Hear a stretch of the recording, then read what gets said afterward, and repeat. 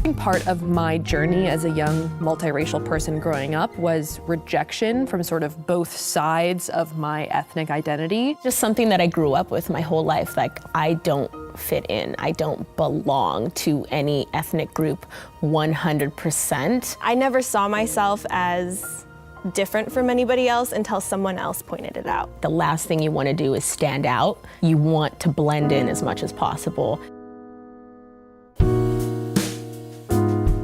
I identify myself as black and white. If somebody tries to call me black, I'm like, yep, and white. It's like I never try to deny one side of myself because it's important who I am. I don't consider myself to be half anything unless someone asks what I'm really composed of, because I don't see myself as relating sometimes to this and sometimes to that. I'm just me.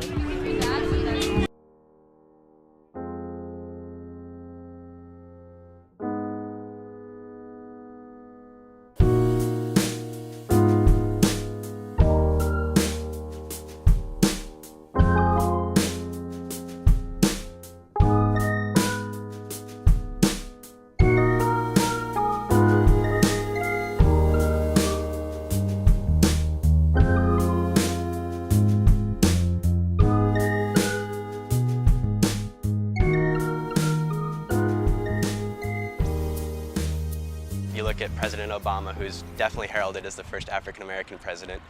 People still identify you based on what you look like. Okay, so I'm clearly not a white person to most people, so to identify myself as such, regardless of my behavior, is that is my race, is black, because that is what I look like. If I act white, maybe that's my ethnic group perhaps, but it's certainly not my race. My mom is African American, my dad is European Caucasian American. Why do I feel like there's this pressure on me to pick one over the other? Yeah, I think the pressure is real and it's created by society. Is it meaningful to say biracial when we're talking about so many different mixtures? Should we move more towards what kind of had happened in the United States for a while, talking about ethnicity? Talking about that, you know, I'm African American, Brazilian, and Portuguese. Is that more meaningful than coming up with almost another term? In sociological circles, we might argue that we're just adding another layer to the construction of race. That four-letter word, race, has survived into the 21st century despite the fact that our social science, most of our reputable genetic science, and our public policy ostensibly denounces the idea of biological race. It's completely left it behind.